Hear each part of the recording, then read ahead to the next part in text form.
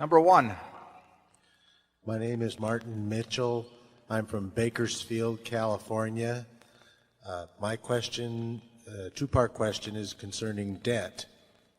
We know that individual debt can be devastating. Are you concerned that the American consumer is so far in debt as a whole as to be a problem? And part two is, do you feel that our trade deficit with other countries is of concern to you? Well, the first question about debt, I think it's very hard to answer about the consumer as a whole. I get letters every day from people who have problems in life, and they revolve. I mean, they're either health or debt, and usually, frequently, the debt is connected with health. But it's been very easy for them to borrow money, and they're in over their heads, and it's all over then. And there's no question that the American consumer is somewhat more indebted in aggregate, but it's a very hard thing, I think, to come into conclusions about whether it poses a serious problem. Most people have had assets, directly or indirectly, that have gained in value enormously, particularly in real estate and some in securities. So there's a greater capacity to carry debt as earning power increases and assets held increases. I can't give you a useful answer in terms of the world as a whole, but I constantly give advice to young people, and those are the only people I talk to aside from our shareholder group. But just don't start out behind the eight ball. I mean, it's crazy to get in debt because it's so hard to get out of debt. And I mean, the idea of having credit card debt, and we issue credit cards in all our businesses, and and so does every other retailer. But the idea of trying to borrow money at 18%, and thinking you're going to get ahead in life, it isn't going to work. And I urge people, they can use their credit card, but I urge them to pay it off before it starts revolving, because it's too expensive. Charlie and I can't make money with 18% money. I mean, we're looking around for float because we don't want to pay 5% for money. And so I'm very sympathetic to people get in debt, but once you get in it, it is hell to get out. I mean, Charlie will have a few Ben Franklinisms to quote on that subject. In fact, you want to give a few from Ben now? He'd love to, but I let him into it the wrong way. And then the second question about the trade deficit, that's a very interesting thing, because when you run a trade deficit, what you are doing is you're trading assets of one sort or of another for goods beyond what you're sending abroad. So in effect, you are selling off a tiny bit of the farm so that the country can consume more than it's producing. If you run a net trade deficit, the country in aggregate is consuming consuming more than it's producing. And if you're a very rich country, you can't even see it, because if you run a trade deficit of a few $100 billion, compared to an economy that may be worth, 40 trillion or something like that, you don't see it. But you're trading off a tiny bit of the farm every year to live a little bit better than if you just lived off the produce of the farm that year. And you can do it with IOUs if you've got a good record. You can't do it with IOUs if you're a country that's got a terrible record.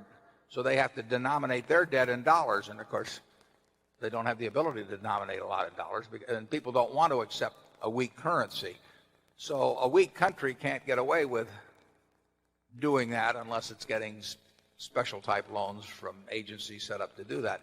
We can do almost anything we want in this country because we don't confiscate property, and we haven't destroyed a currency that people have accepted in terms of payment for their goods over the years. But I basically think a significant trade deficit over a long enough time is a significant minus for the country. You won't see it, though, day by day or week by week or month by month. But eventually, if you trade for trinkets or whatever you're getting beyond what you're sending, and you trade away your assets. Fortunately, some of the assets we traded not that many years ago, like movie studios and some of those things, the other people got the short end of the bargain on. But by and large, it's not a good policy for the country to run large trade deficits year after year. Charlie? Well, that's certainly true if what you're trading for is trinkets or consumer goods or something. But of course, a developing country that ran a trade deficit to put in power plants and what have that might be a very smart thing to do. In fact, the United States once did that. Yeah, we did it with railroads in a huge way, you know. But under modern conditions, do we look like a twosome that would love a big trade deficit? No. It's one thing to build railroads with a process, but it's another thing to buy radios and television sets. I mean, it depends what you're getting. But by and large, we run a trade deficit on consumption goods, and that's not a big plus over time. Area 2. Good afternoon. I'm Jim Hayes from Alexandria, Virginia. I'd like to thank you and Mr. Justin for bringing his masterpiece into the Berkshire family. But the question arises, will you soon run out of privately held firms that meet the criteria for acquisitions of sufficient size to continue the returns to Berkshire? Well, that's a good question because the people that sell to us have the option of private business selling elsewhere or going public. There seem to be enough people that have built businesses lovingly over 50 or 100 years, and their parents before them and grandparents, that really do care about the eventual disposition of them in some way beyond getting the last dollar that day. That we have a supply from time to time of those businesses, and I think we'll continue to see them. You do raise an interesting question: how many businesses like that are worth, $1 billion or more in the whole economy? Well, there seem to be, I wish there were more, but there are enough. So I think we will probably buy, on average, maybe 2 a year, something of that sort. The really big ones, I mean, what we'd love to make is a 10 or 15 billion dollar acquisition, and there would be very few private companies that would be in that category, and then from the ones that are in that category, you have to find somebody that is not going to conduct an auction. We just are not interested in auctions. If somebody wants to auction their business, we're not that excited about getting in with them because we need people to run it after we buy it, and if that's the way they look at their business, we may get more unpleasant surprises than we've tended to get in the past with the kind of criteria we've used. Charlie? Yeah, there are two aspects of that situation. One is, are there going to be enough businesses? And two, how much competition are we going to get from other buyers? One thing we do have going for us is that if you are the kind of a business owner that likes the culture that's in this room today, there isn't anybody else like us. Everybody else is off on a different path with a different culture. So, and look at all you. I mean, this culture is popular, at least with a certain group, and surely there'll be other people who like this culture in the future, as in the past, and who will feel right about joining it with their companies. We haven't had any luck internationally so far, but we would hope that could change. I was over in Europe about a month ago, and I got asked the question a lot of times about whether we would be a prospect for businesses in Europe, for example. The answer is yes, and then they say, well, why haven't you bought it? And I said, the phone's never rung. I don't know whether they thought that was a brilliant answer or not, but but I left my phone number a lot of places. Every time I got a chance, I gave that answer, and maybe the phone will ring. I've got to believe that if we were on the radar screen the same way in Europe over the last 5 years that we have been in the United States, we would have bought a couple of companies. They don't think of us. And a lot of people don't think of us in the United States either, but more do now than did 5 or 10 years ago. And we have actually a reasonable percentage of our acquisitions come directly or indirectly because we've made another acquisition in the past where the seller was happy. It's very hard to find anybody that's been unhappy dealing with us, and they're friends with other people in their industry or whatever it may be. So we hear about things now more often because we actually have what you might call a recruiting force out there of people that have already done business. It's very much like NetJets that way. I mean, we spend a lot of money advertising at Executive Jet, the NetJet service, but still 70% or so of our business comes from owners who are with us. They're by far the best salespeople we have. And incidentally, that's the way I was introduced to the business. Frank Rooney, who's in this room today, told me about his good experience with NetJets back in January or so of 1995, and that's when I joined in. And if Frank hadn't told me, 6 years later, I might not have ever looked into it. I mean, I might have just turned the pages past the ads. But when Frank said, you ought to look into this, I did. Well, that's what we hope we have going for us on the acquisition front, and I think we do to some degree. But we'd like it to be greater, and we'd like it to be more widespread geographically than it is. When I was a lawyer, I used to say, the best business getter any lawyer has is the work that's already on his desk. And similarly, probably the best business getter that Berkshire Hathaway has is the business practice that's already on our desk. That's what's driving the new businesses in, right, Laura? Sure. So it's a very old-fashioned idea. You just do well with what you already have, and more of the same comes in. Zone 3, please. My name is Steve Sontheimer. I live in Chicago, and I'm 14 years old. I'm a third-generation shareholder, and my question is, I noticed that you sold our position in Freddie Mac. What risks do you see in that industry? Are you Joe's granddaughter? Or? Yeah. Good. We have an amazing number of second and third and even fourth generation shareholders, which I'm delighted with. I mean, I don't think lots of companies, big companies on the stock exchange are in that position. It is true we sold the Freddie Mac stock last year, and there were certain aspects of the business that we felt less comfortable with as they unfolded, and Fannie Mae too.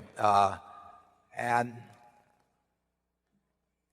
the consequences of what we saw may not hurt the companies, I mean, at all, but they made us less comfortable than we were earlier, when actually those practices or activities didn't exist. We did not. I would stress we did not sell because we were worried about more government regulation of Freddie and Fannie.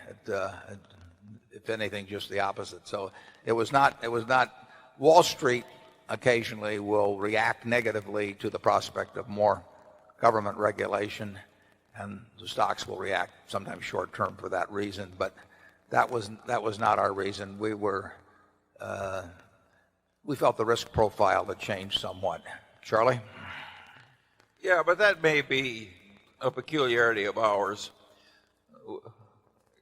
We are especially prone to get uncomfortable around financial institutions. We're quite sensitive to risk, whether it's in banks, insurance companies, or in what they call GSEs here, in the case of Freddie and Fannie.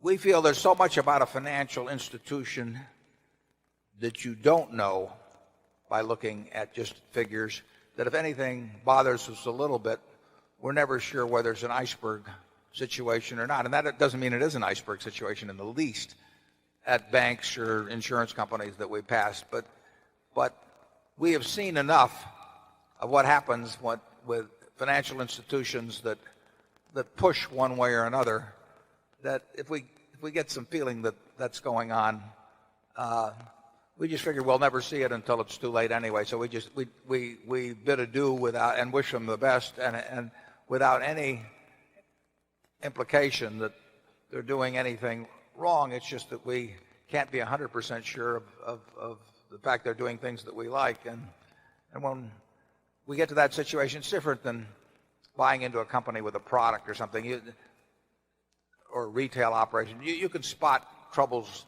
usually fairly early in those businesses. You spot troubles in financial institutions late. It's just the nature of the beast. Yeah, financial institutions tend to make us nervous when they're trying to do well. That sounds paradoxical, but that's the way it is. Financial institutions don't get in trouble by running out of cash in most cases. Other businesses you can spot that way, but a financial institution can go beyond the point, and we had banks 10 years ago that did that in mass, but they can go beyond the point of solvency even, while they still have plenty of money around. Area 4, please. Good afternoon, Mr. Buffett, Mr. Munger. My name is George Brumley from Durham, North Carolina.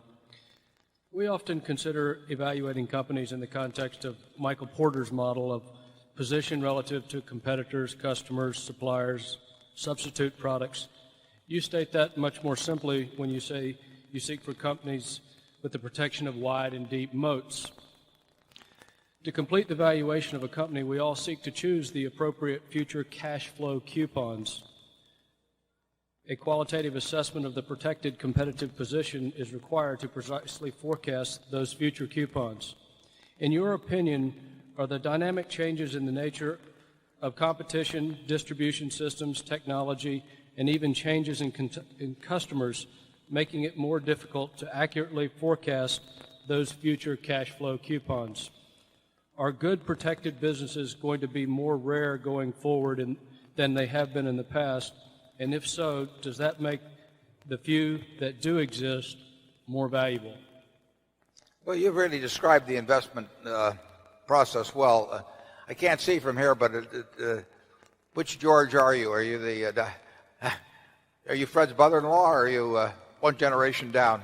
George III. My father is here as well. Okay, good. The questions you ask are right on the mark, and we do think, to the extent I understand what or read what Porter has written, we think alike, basically, in terms of businesses, and we do call it a moat, and he makes it all into a book, but that's the difference between the businesses we're in. And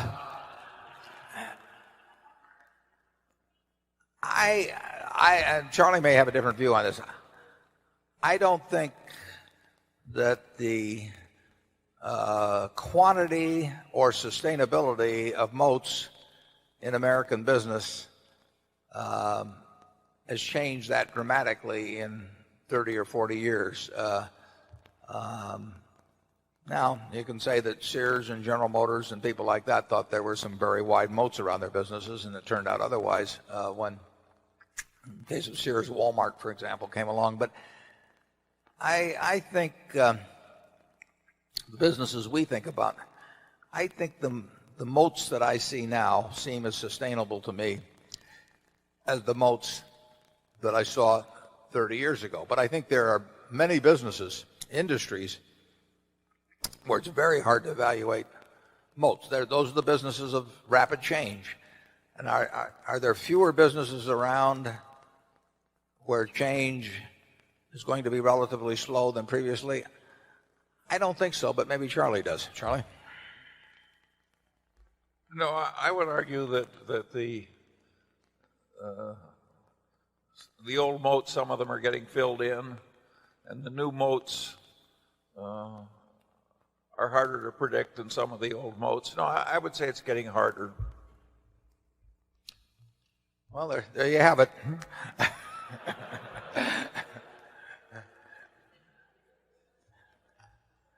Unanimity at Berkshire. Okay. I think it's a very good question, and I really don't. Charlie may be right. I may be right. I think it's a very tough one to figure. But regardless whether there are fewer or that harder to find, that's still what we're trying to do at Berkshire. I mean, that is what it's all about. Our instructions to our managers, we don't have budgets and we don't have all kinds of reporting systems or anything else, but we do tell them to try and not only protect but enlarge the moat. And if you enlarge the moat, everything else follows. Area 5. Bill Graham from Los Angeles.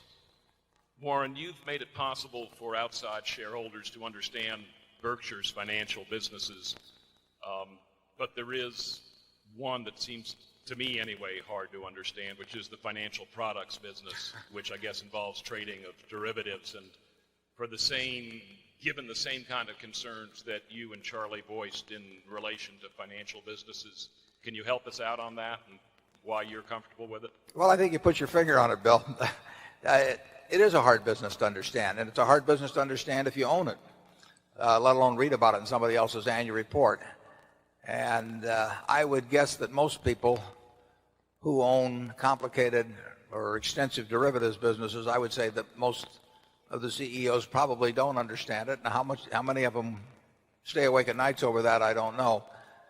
Actually, in financial products, what you see on that one line of income on that, and also what you see in the balance sheet items, is a combination of several things. It's General Re Securities, which used to be GRFP, General Re Financial Products. It's a couple of other operations. It actually has our structured settlement business in it, which is quite predictable and a very easy business to understand. And it actually has some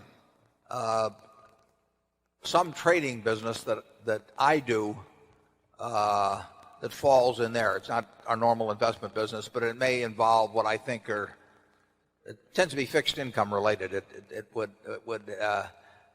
might involve arbitrage or semi-arbitrage of various types of fixed income securities. It wouldn't involve any equity arbitrage. That would not be in there. But I would say that it would be a fair criticism to say that neither Charlie nor I know fully, or even in large part, what goes on in the derivatives business. Now, we have a fellow who is both smart and trustworthy running that in Mark Byrne. So we feel very good about the individual. We do not feel the instinctive understanding of everything that's going on that we do probably in most of the businesses that we're in. I think we've probably got 17,000 outstanding tickets at General Re Securities, and those interplay in all kinds of ways. And I don't think that Charlie or I have our minds around that book of products. That means we want to be very comfortable with the fellow whose job it is to have his mind around those products. And I will tell you that there's nobody that I feel more comfortable with than Mark Byrne.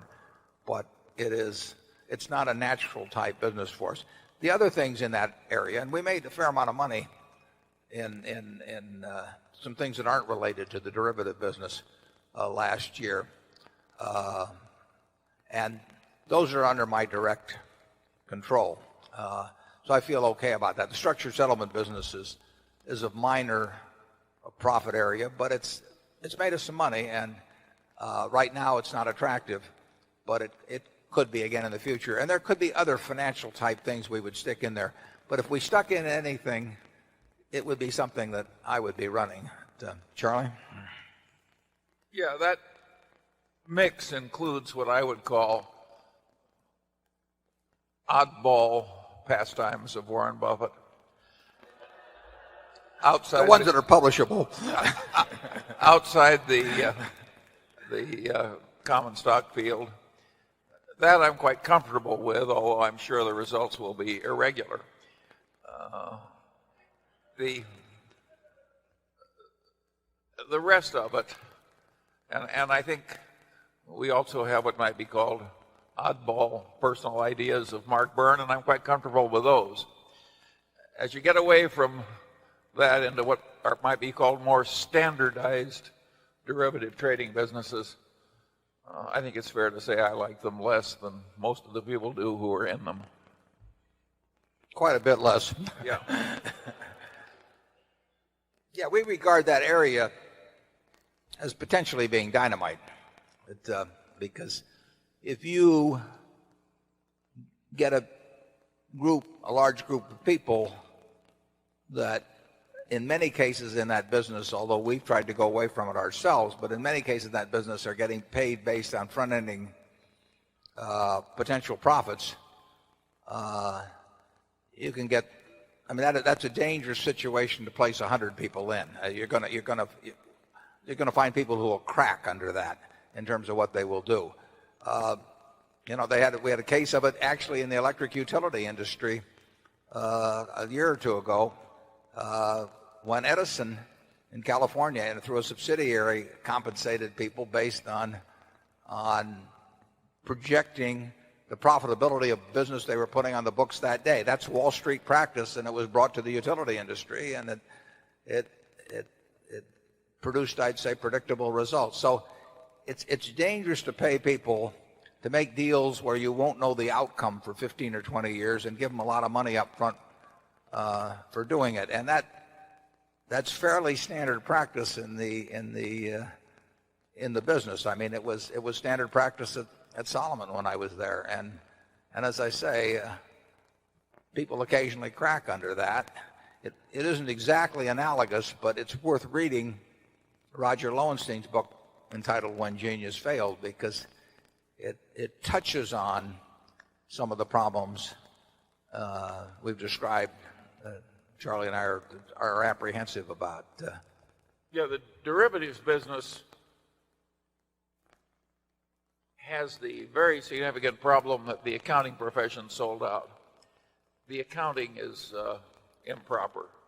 It front ends way too much income. It's irrationally optimistic because that's the way the denizens of the field want it, because it creates bigger compensation. This is intrinsically an irresponsible system, and it's another case where the accounting profession has failed the wider civilization. We found, Charlie was on the audit committee at Solomon, and we found single positions mismarked by close to $20 million, for example, didn't we, Charlie? Oh yeah, but deliberate mismarkings was not the main problem. The main problem is the whole system of accounting is wrong. The whole system of accounting is too optimistic. It would be like going into the taxi cab business with a 30-year depreciation rate. Yeah. Or it'd be like writing very long tail insurance and paying a big commission up front based on the expected profit of that insurance over a 10-year period or something, with that prepared by the guy who wrote the policy. There are certain activities that are really just dangerous in the financial world, and when you get close to that kind of situation, you just have to be very careful. Now, Mark has been implementing a system that compensates, that accounts for this significantly differently than occurs at many institutions. So, you can try to attack it, but it's also hard to get it too far away from industry norms and still do business. I mean, our accounting is way more conservative than the standard derivative accounting of the country. Thank God. Okay, Area 6. My name is Scott Tilson. I'm from Owings Mills, Maryland. Gentlemen, you have stated many times that Lou Simpson manages the Geico investment portfolio on an independent and autonomous basis. What unique or superior qualities does Mr. Simpson possess as an investor that has earned him this tremendous vote of confidence? Secondly, Berkshire invests in privately held businesses as well as publicly traded securities. While the skill set required to value public and private businesses may be the same, does Mr. Simpson also have the additional experience and skills necessary to negotiate a private transaction if called upon to do so?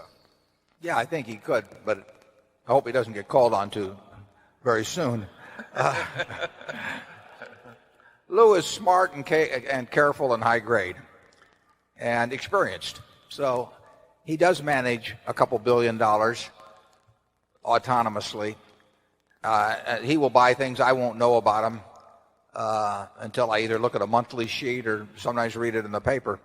And that's fine. You know, he doesn't know what I'm doing. I don't know what he's doing. And every now and then we're in the same security, so we try and coordinate if we're buying or selling under those circumstances.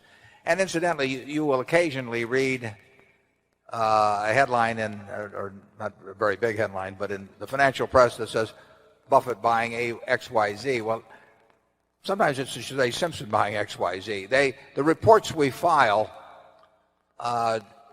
would not necessarily tell the reader which one of us made the decision, because even if the reports show that something was bought in Geico, that could be bought in by me and placed in Geico for various reasons, or conceivably Lou can buy something and place it in National Indemnity or some other Berkshire company for perfectly good reasons. But some of what gets reported as done by Berkshire is done by Lou entirely independent of me, and most of it,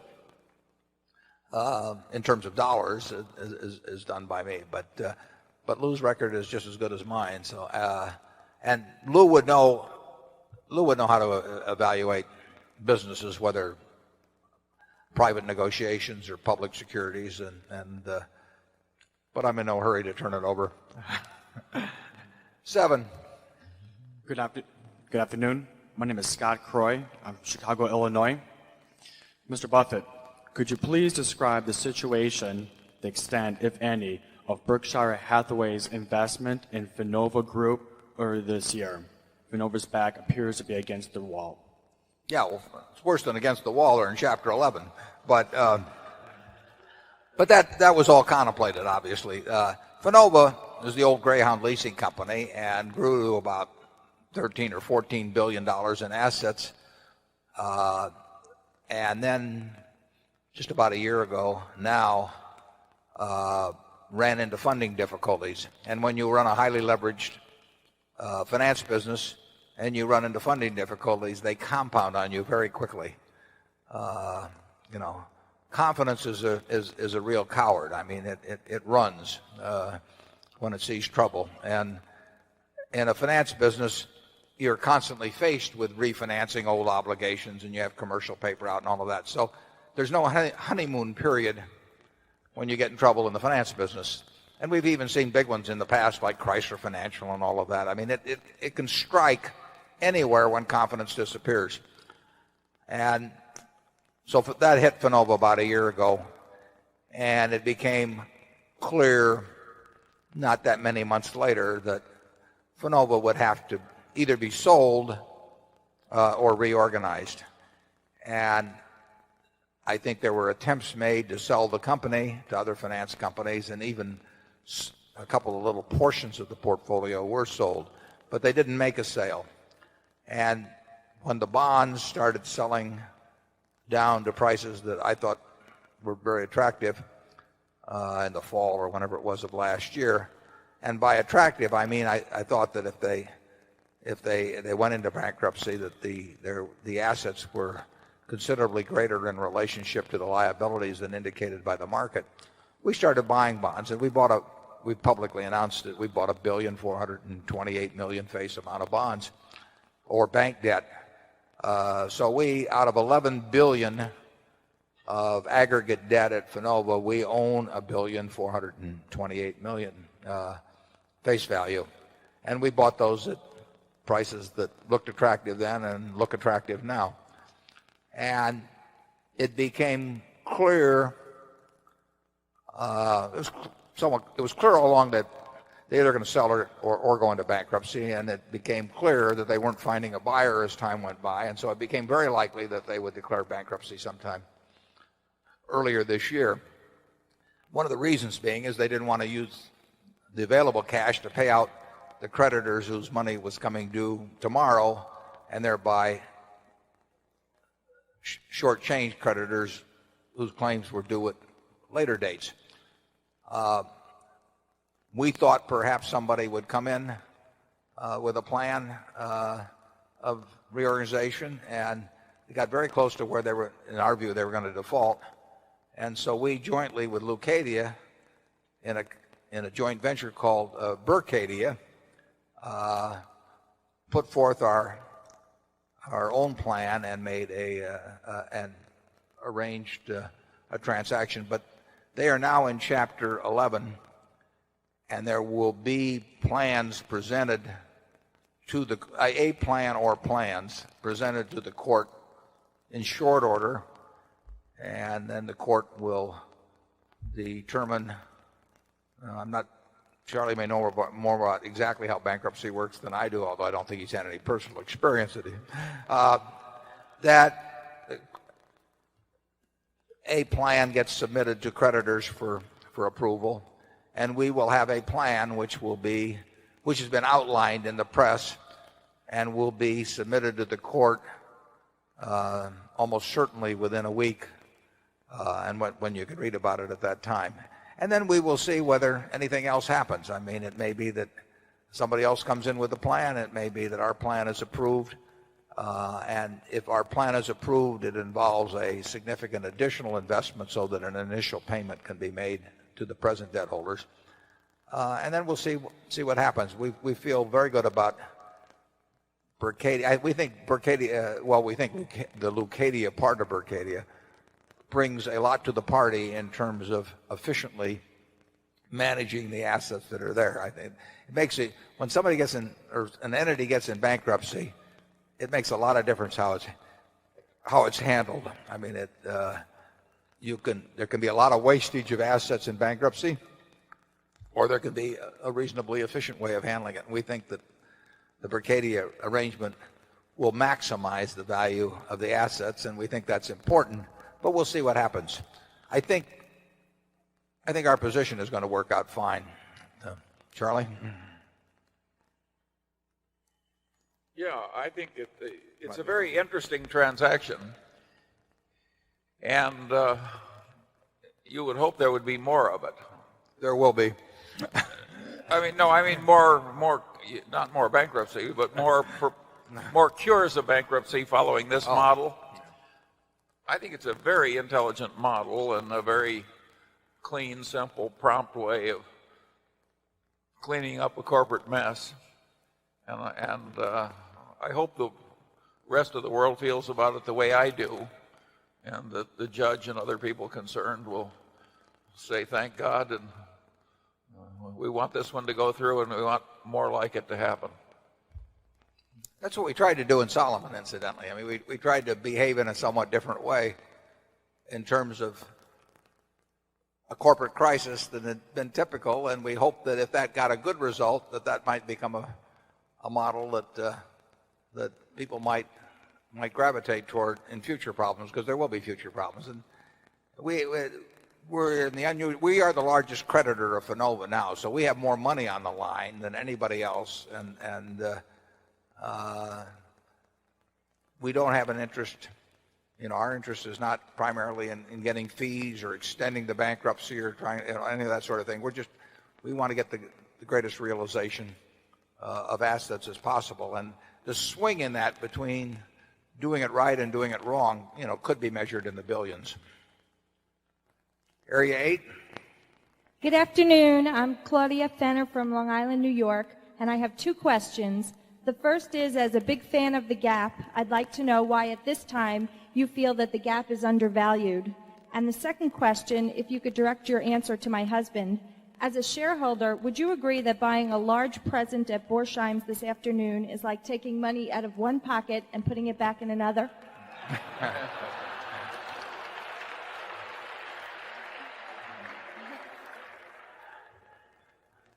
I'll let Charlie handle the second one. He's our expert on consumption at Berkshire. The Gap is a good illustration of what I talked about earlier, because I think the world assumes that I made a decision to buy Gap at Berkshire, and actually that's totally 100% a Lou Simpson portfolio investment. I don't think I've read the annual report of I know I haven't read the annual report of the Gap ever, and I don't know anything about it. I mean, you probably know a lot more about it than I do, and I hope Lou knows a lot more about it than I do. It's It's not a company I've ever looked at. And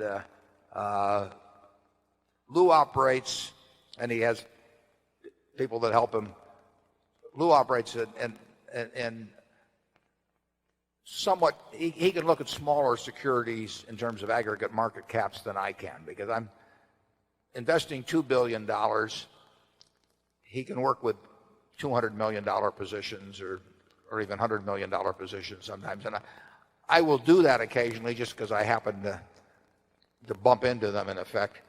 But I'm really looking for things that we can put $1 billion or $2 billion or more in. And Lou's universe of possible candidates for purchase is a bigger universe than mine, and that may be a good thing. I mean, in having two of us in there, because he just is going to see things that I'm not going to see. So you'll have to ask Lou about the gap. But well, Charlie, give her a little advice on Borsheimson. Well, I think when you're buying jewelry for the lady you love, it probably shouldn't get too much financial calculation into it.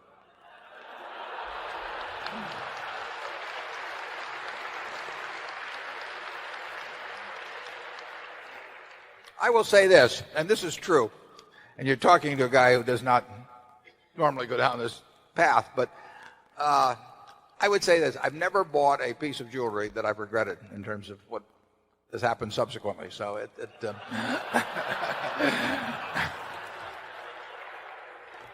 well, if that isn't a sales pitch, I don't know what is.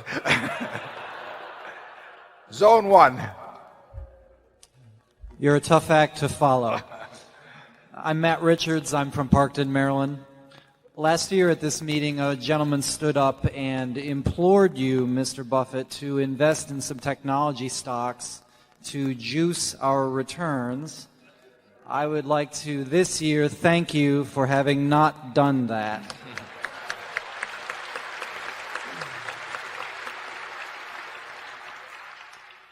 My question is regarding Geico. I've been a USAA preferred risk customer for something like 15 years now. You'll do very well with USAA. They're a terrific company. I'd prefer to be a customer of the company that I own part of. Unfortunately, due to an accident and 2 speeding tickets in the last 5 years, they will not accept me as a preferred risk. And I wonder if this isn't an untapped group of people who are preferred risks with their own company. Couldn't Geico possibly take their current preferred risk status into account when determining whether to accept them as a customer? Yeah, I would. USAA, incidentally, is a terrific company, and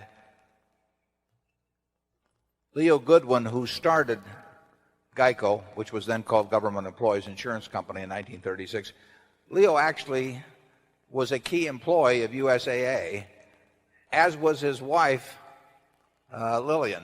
They both came from USAA, and they felt that, I mean, USAA, as you know, limits its clientele. And at that time, they limited their clientele to the officers in the armed services. And Leo wanted to extend, and that was a preferred class, and history has shown it to be a preferred class. Leo wanted to extend that to other classes that he felt also had similar characteristics that USAA was not interested in, and that's the reason he formed Government Employees Insurance. He felt that the preferred characteristic that could be determined by employment in that area as to their propensity for accidents would extend beyond the officer ranks of the armed services. And he was right. It's a fascinating story. There's a good book about USAA that came out about 2 or 3 years ago, tells the whole story. It's hard for us to take away the preferred customers of USAA. It's hard for them to take away our preferred customers too. But USAA has some of the same qualities that we were talking about in terms of State Farm. It has, as I remember, maybe a $6 billion, maybe larger now, surplus. it's slightly different than State Farm. It's not a true mutual. It's a reciprocal, as I remember, but it's tantamount to a mutual. So the $6 billion that has been accumulated over the years is working for present policyholders, which is a terrific asset for them. And the fact that they keep you as a preferred risk probably means you are a preferred risk. I mean, their underwriting judgment is very good. You know, we have various categories that relate to speeding tickets or accidents and all of that sort of thing. And in aggregate, they are a good predictor of future accident potential.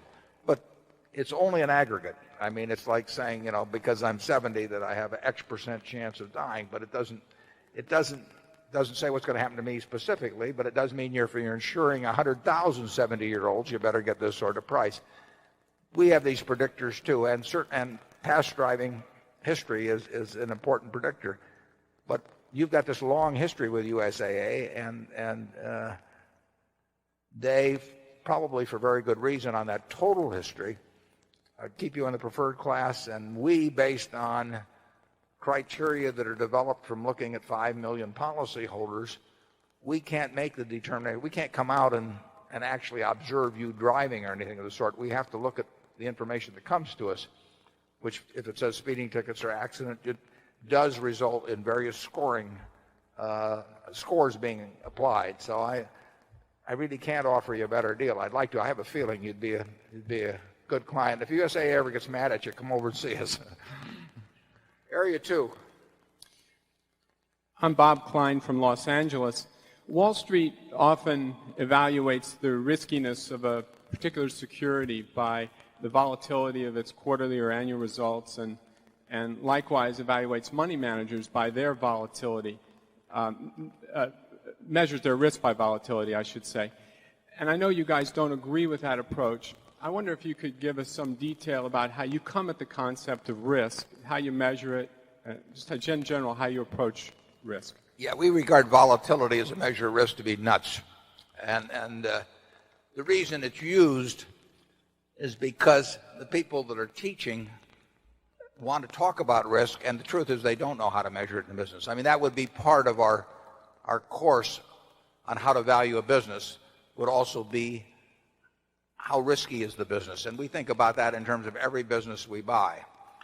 And risk with us relates to several possibilities. One is the risk of permanent capital loss, and then the other risk is that just an inadequate return on the kind of capital we put in. It does not relate to volatility at all. Our See's candy business will lose money depends on when Easter falls, but it'll lose money in 2 quarters of the 4 quarters of the year. So it has this huge volatility of earnings within the year. It's one of the least risky businesses I know. You can find all kinds of wonderful businesses that have great volatility in results, but it does not make them bad businesses. And you can find some terrible businesses that are very smooth. I mean, you can have a business that did nothing, and its results would not vary from quarter to quarter, right? And so it just doesn't make any sense to translate volatility into risk. And Charlie, you want to add anything on that? Or? Well, it raises an interesting question, which is, how can a professoriate that is so smart come up with such silly ideas and spread them all over the country? It's a very interesting question. If all of us felt that... Charlie, your dilly bars arrived. Oh, good. Yeah. You've heard of getting a second wind. Oh, fine. Thank you. You tip him.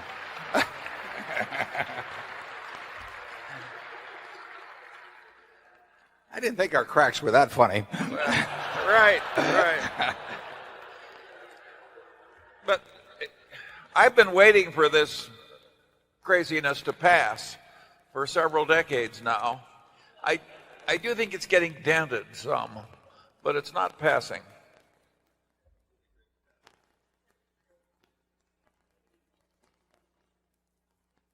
If somebody starts talking to you about beta, zip up your pocketbook.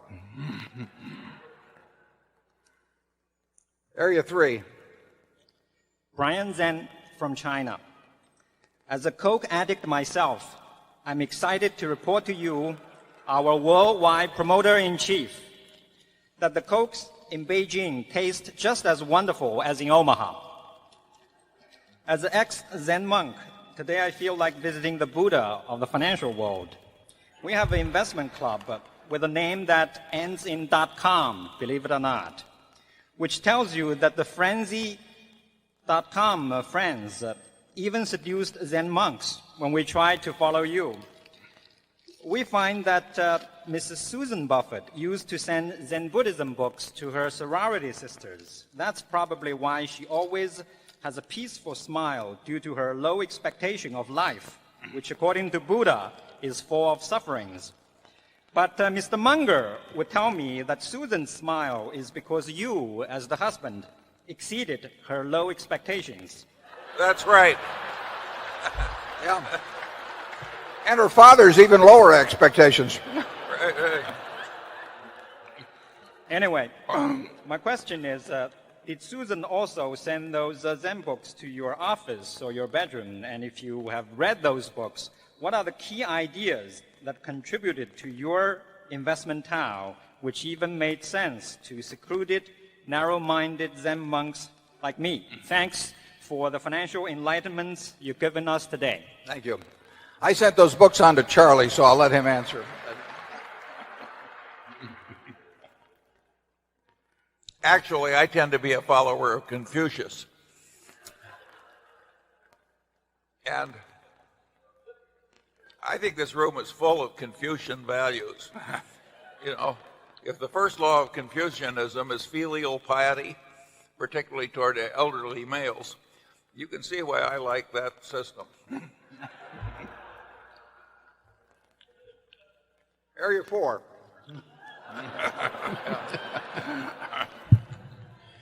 Good afternoon, Mr. Buffett and Mr. Munger. My name is Kevin Truitt from Chicago.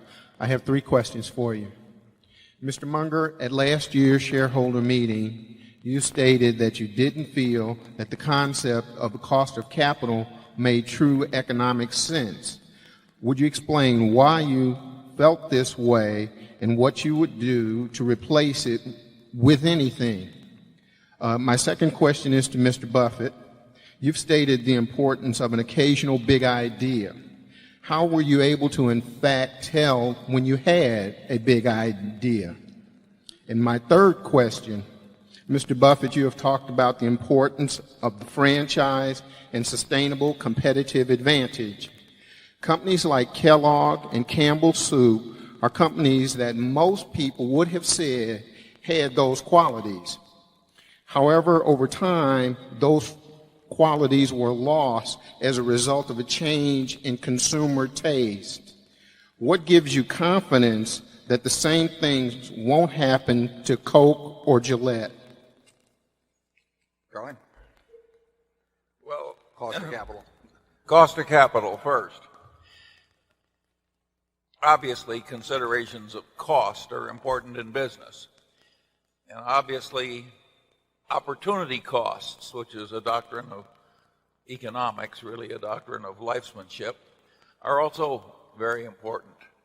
And we've always had that kind of basic thinking. Of course, capital isn't free.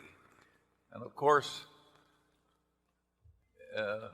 you can figure cost of capital when you're borrowing money, or at least you can figure cost of loans. But the theorists had to develop some theory for what equity cost. And there they just went bonkers. They said if you earned 100% on capital because you had some marvelous business, your cost of capital was 100%. And therefore you shouldn't look at any opportunity that delivered a lousy 80%.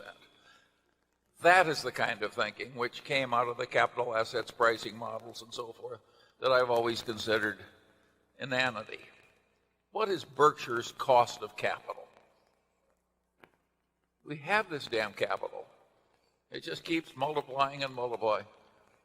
what does its cost? You have perfectly good old-fashioned doctrines like opportunity cost. At any given time when we consider an investment, we have to compare it to the best alternative investment we have at that time. We had perfectly good old-fashioned ideas that are very basic to use, but they weren't good enough for these modern theorists.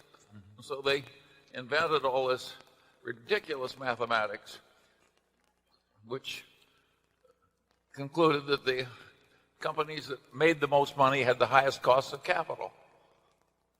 Well, all I can say is it's not for us. Now, the other half of that question I leave for Mr. Buffett.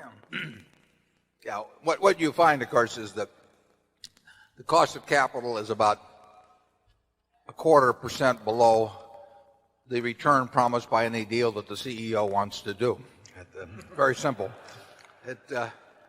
We have three questions on capital with capitals around, and leaving aside whether we want to borrow money, which we generally don't want to do. And one is, does it make it more sense to pay it out to the shareholders than to keep it within the company?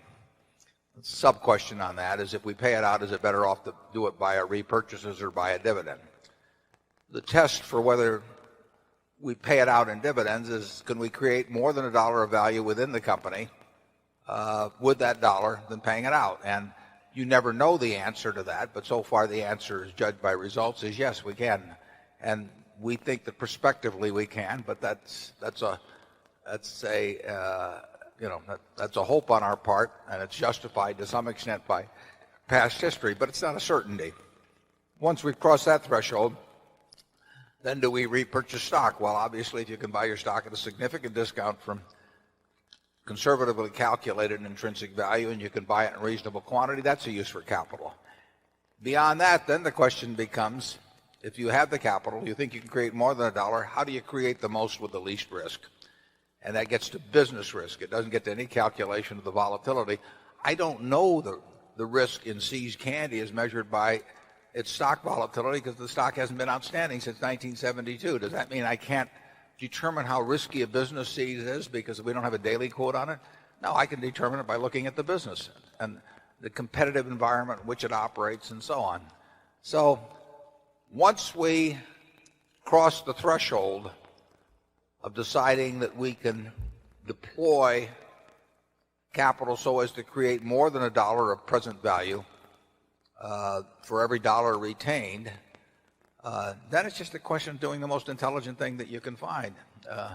That is, the cost of every deal we do is measured by the second best deal that's around at a given time, including doing more of some of the things we're already in. And I have listened to cost of capital discussions at all kinds of corporate board meetings and everything else, and I've never found anything that made very much sense in it, except for the fact that it's what they learned in business school, and it's what the consultants talked about, and most of the board members would nod their head without knowing what the hell was going on. And that's been my history with the cost of capital. Now, moving on to the big ideas, when you've got a big idea, and I can't tell you, exactly what happens within your nervous system or brain at that time, but we've had a relatively few big ideas, good ideas over the years. I don't know how many you think we've had in aggregate, Holly, in career, maybe 25 each or something. If you took the top 15 out of Berkshire Hathaway, most of you people wouldn't be here. So roughly one every 2 years. Yeah, one every year or two. And sometimes there'll be a bunch of them, like in 1973 and 4. But the problem is, for us, is that big now really means big. I mean, it has to be billions of dollars to move the needle very much at Berkshire. But I would say that when I would turn those pages 50 years ago in the Moody's manuals, I would know when I hit a big idea. I've got a half a dozen of them that I keep the Xeroxes from those reports around from 50 years ago, just because it was so obvious that they were incredible. And that happens every now and then. When I met Lorimer Davidson, in end of January 1951, and he spent 4 hours or 5 hours with me explaining Geico. I knew it was a big idea. 8 months later, or probably 10 months later, I wrote an article to the Commercial and Financial Chronicle on the security I like best. It was a big idea. When I found Western Insurance Securities, I knew it was a big idea. I couldn't put millions of dollars into it, but I didn't have millions, so it didn't make any difference. And we've seen things subsequently, and we'll see. If we have a normal lifespan, we'll see a few more before we get done. But I can't tell you that exactly how. I can't tell you exactly what transpires in my mind that says, flashes a neon sign up that says this is a big idea. What happens with you, Charlie?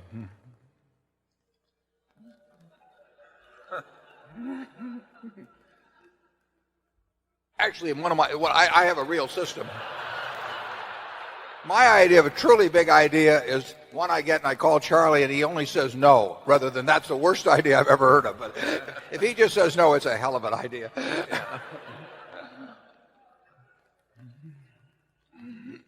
The game in our kind of life is being able to recognize a good idea when you rarely get it, and or it rarely is presented to you.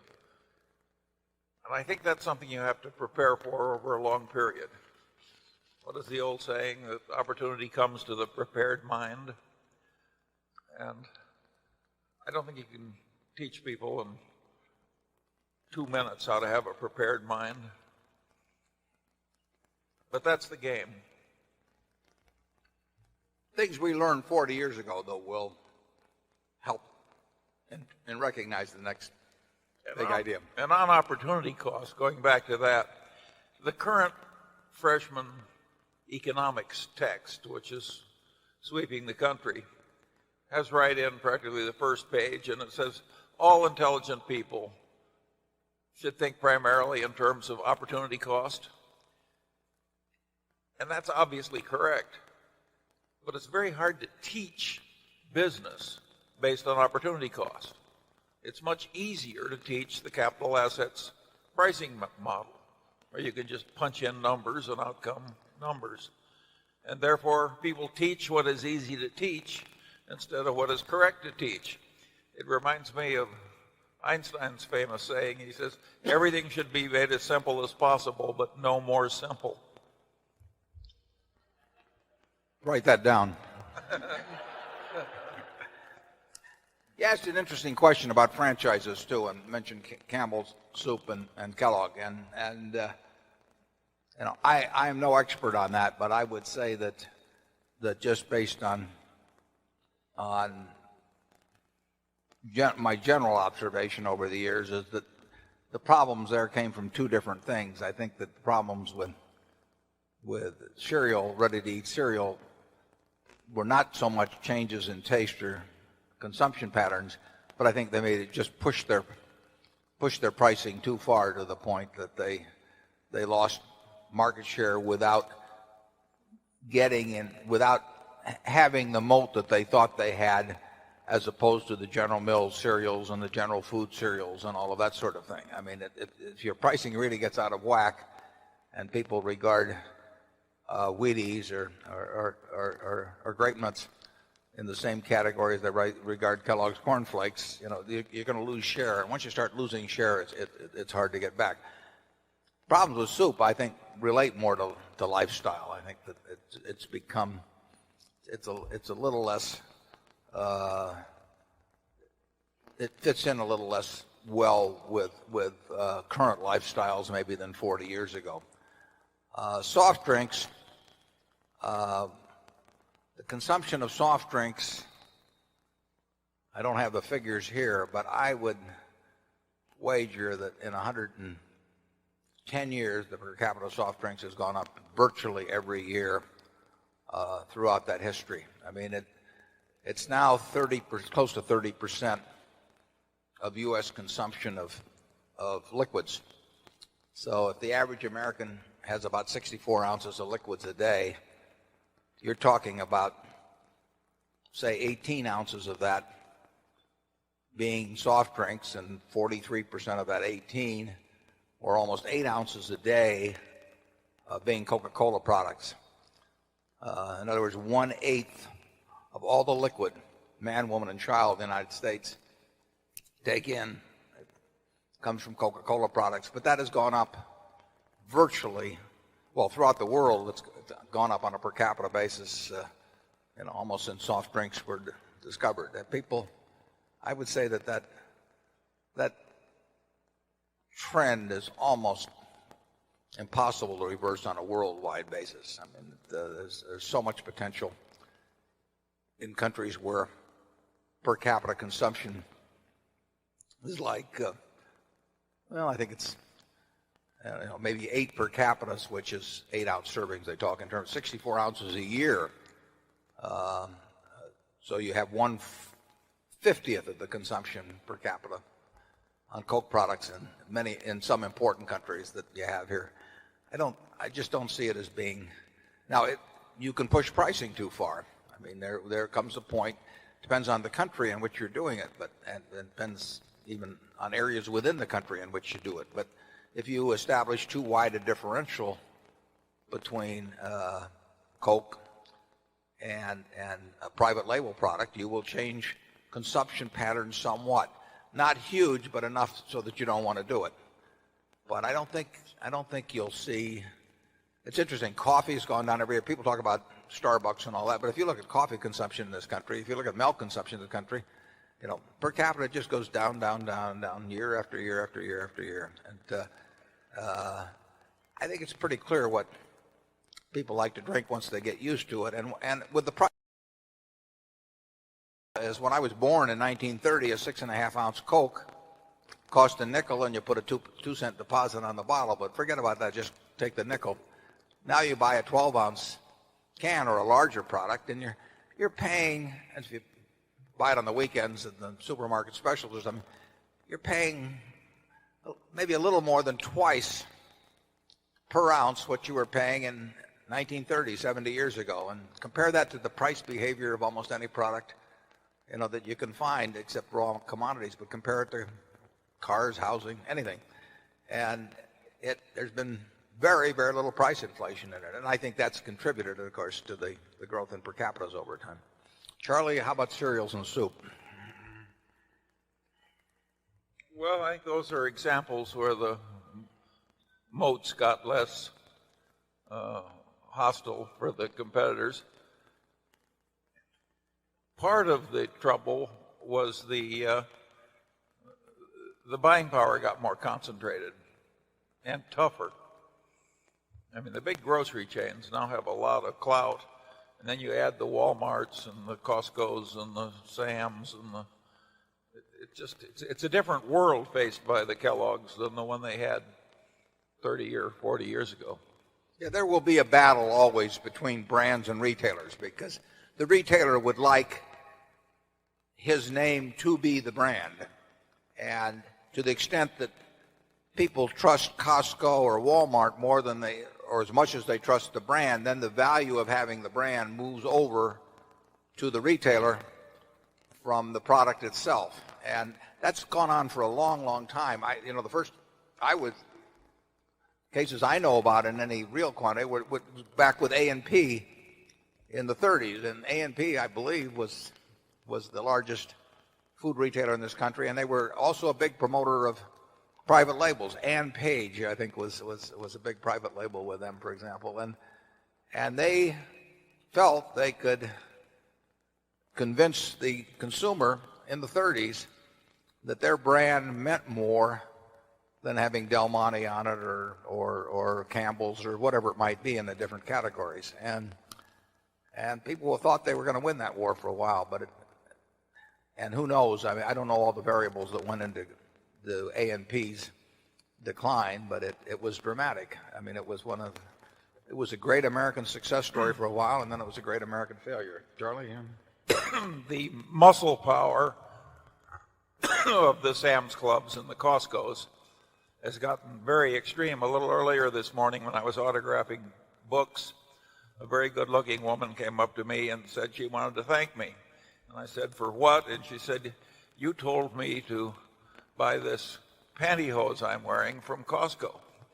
And I'd evidently made some previous comment about how amazing it was that Costco could get Hanes, of all people, to allow a co-branded pantyhose, Hanes-Kirkland, in the Costco stores.